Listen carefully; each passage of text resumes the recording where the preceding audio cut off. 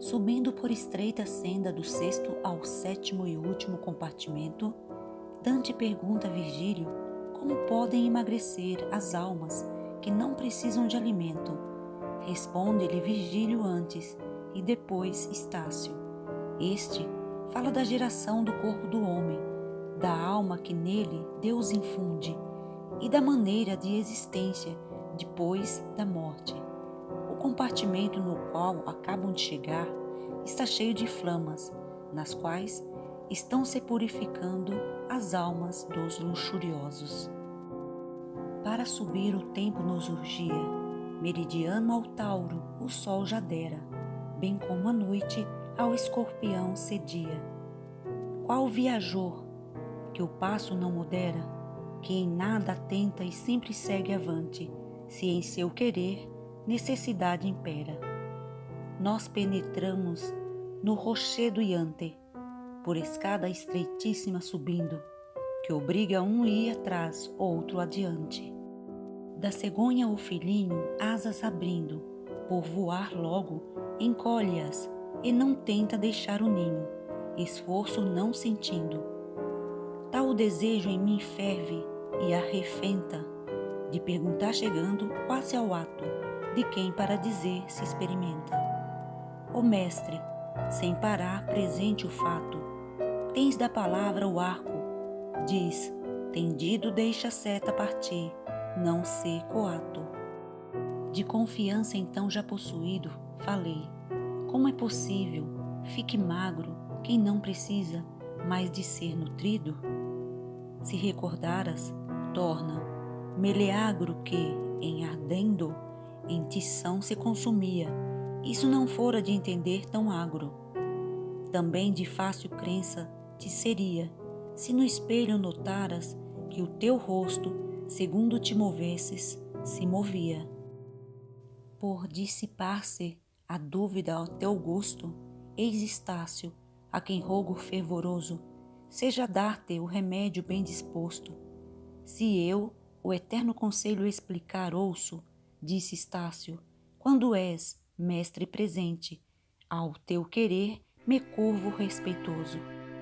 Se, filho, o que eu disser guardas na mente, hás de ter, prosseguiu, esclarecidas essas dúvidas tua prontamente. Sangue puro, que as veias ressequidas não bebem, que de parte permanece, quais vindas em mesas bem providas.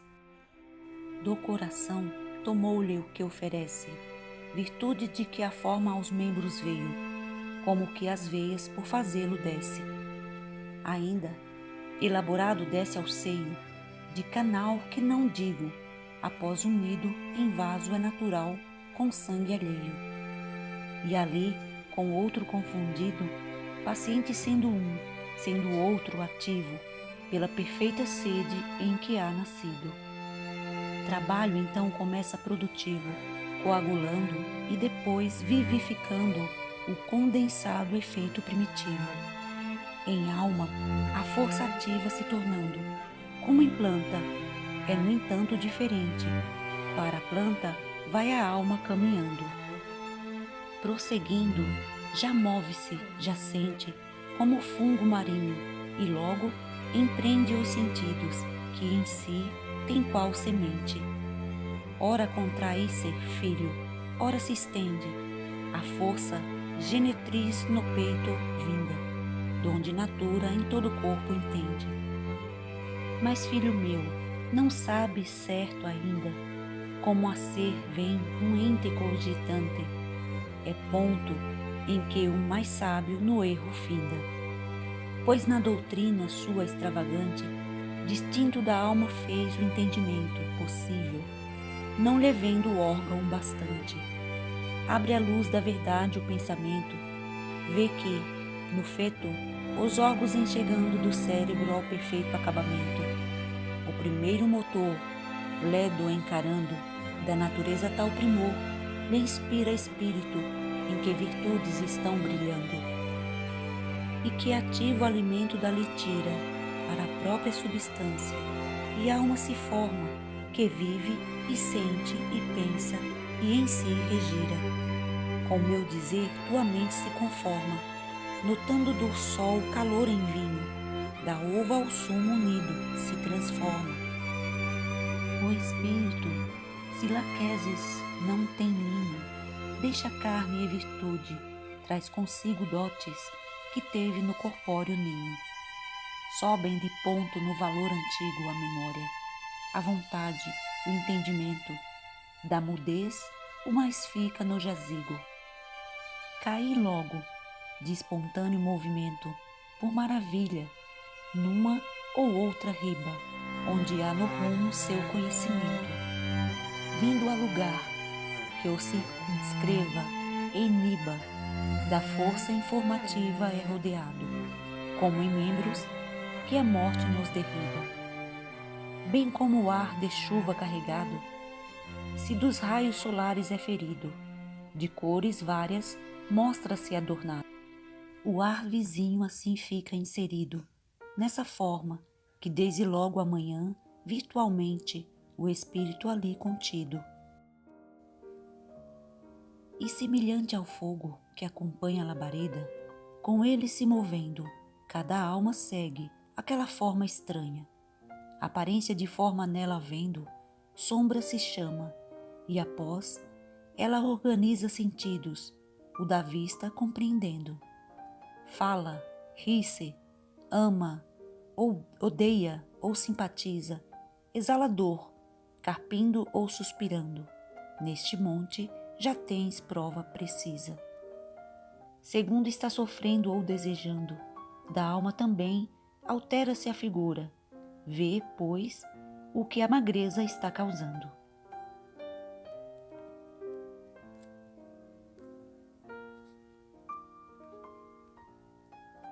Voltando à mão direita, da tortura entramos pela estância derradeira.